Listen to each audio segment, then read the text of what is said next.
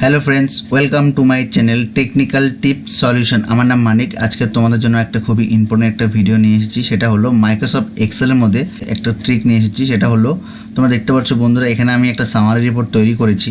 তো এখানে আমার হেডিং দেওয়া আছে সামারি রিপোর্ট 2023। তো এখন যদি এটাকে আমরা মার্জ অ্যান্ড সেন্টার করি তো কী করি, এটা মার্জ অ্যান্ড সেন্টার করার জন্য এটাকে সিলেক্ট করে নেওয়ার পর এখান থেকে মার্জ অ্যান্ড সেন্টার করতে হয়। এই যেরকম করলাম, মার্জিন সেন্টারে প্রেস করার পর এটা চলে আসলো।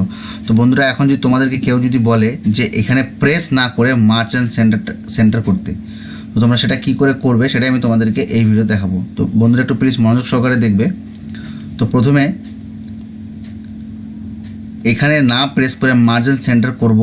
তো প্রথমে আমরা এটাকে আগে সিলেক্ট করে নেব যে তোমরা কতটা মার্জিন সেন্টার করবে, সেই এরিয়াটাকে সিলেক্ট করে নেওয়ার পর প্রেস করব Ctrl+1।